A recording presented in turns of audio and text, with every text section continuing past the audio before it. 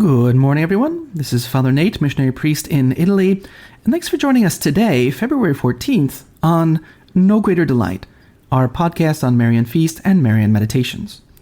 Well, as always, it's an exciting day in the Marian world, so let's start off with our first trip to Unsere lieben Frau der Alten Kapelle in Regensburg, Bavaria, Germany. At least that's how I say it.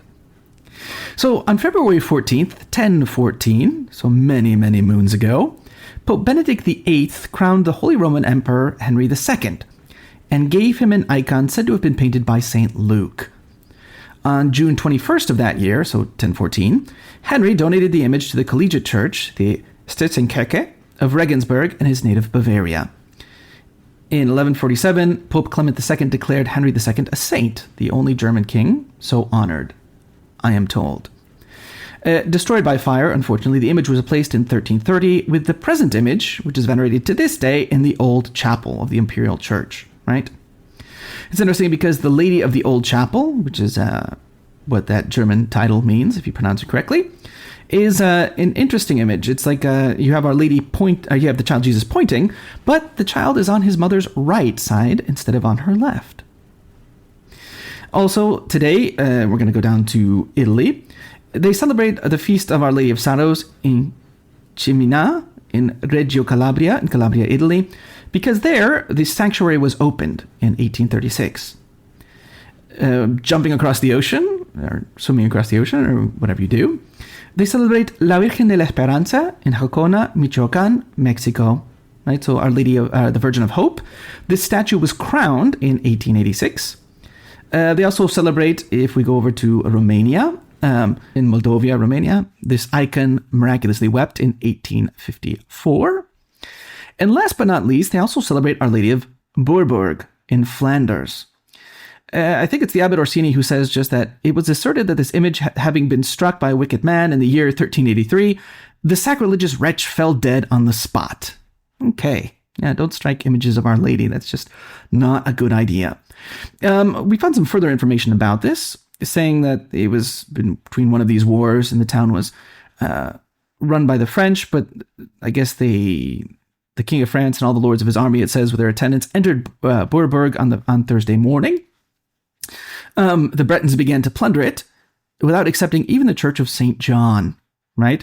So in that church, a pillager stood upon an altar with the intent of forcing out a precious stone that was in the crown of an image of Our Lady.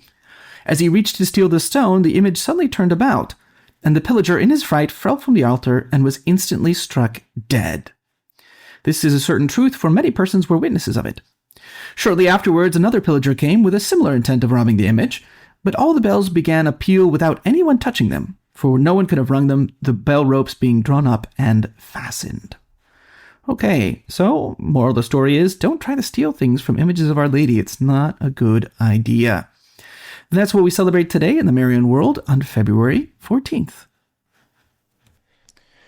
For today's Marian meditation, taken from the book by Father Ildefonso Villar, we begin meditation 38, which is the last in this series regarding the Magnificat.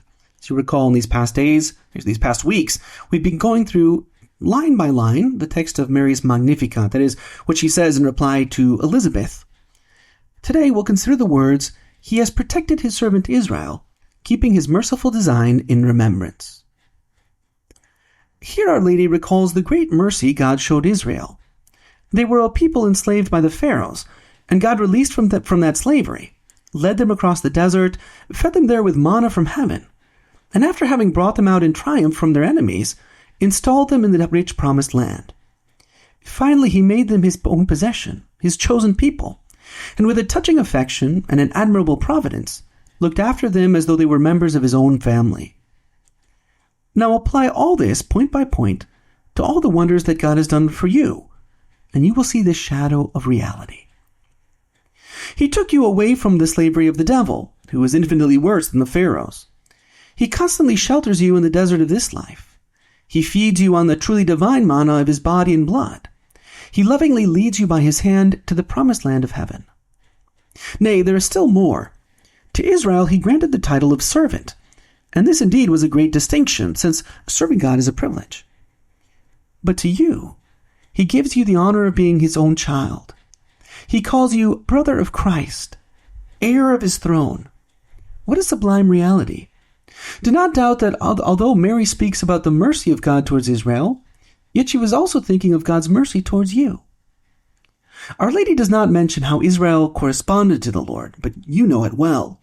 Hardness of heart, mistrust in him in the desert, total forgetfulness of God and the delights of the promised land, defection and idolatry, looking for other gods to adore, and finally rejection of the Son of God when he came down to save them. The cruel sentence of death on the cross for their Redeemer. This is the return made to God by his people. But is this not also perhaps a figure of your own behavior? Have you not also perchance imitated Israel in this enormous ingratitude? Could not God say also of you that from his chosen vineyard he has harvested only sour and bitter fruit? On some occasions at least it was so. Acknowledge it with humility and shame, but promise that it will never again be so. So for today's reading from The Admirable Heart of Mary by St. John Eudes, we continue with this chapter entitled The Mercy of God Mirrored in the Admirable Heart of Mary. Holy Church, animated and guided by the Spirit of God, exhorts us to salute and honor this prerogative of Mary in that admirable prayer, Hail, Holy Queen, Mother of Mercy, our life, our sweetness, and our hope, all hail. And the same divine Spirit puts in Mary's mouth the words which Holy Church repeats in her office. In me is all grace of the way and of the truth. In me is all hope of life and of virtue.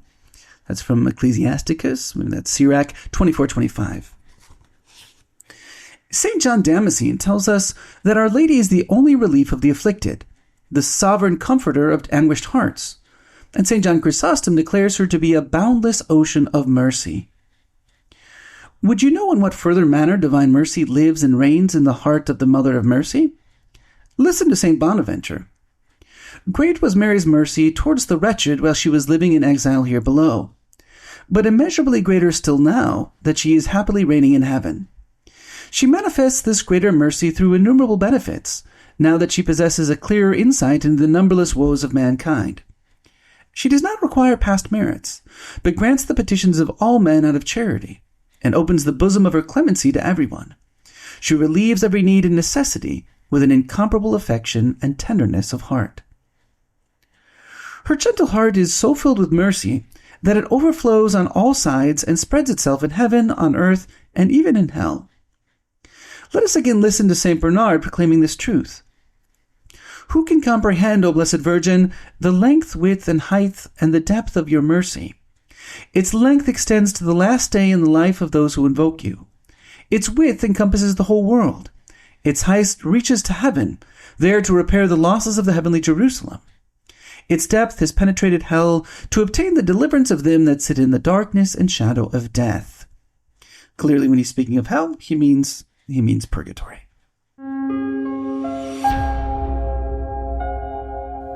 Hello, and we hope that you enjoyed listening to our Marian podcast.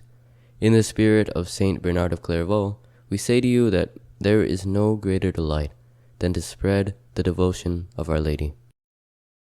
We hope you share these sentiments and encourage you greatly to share with a loved one.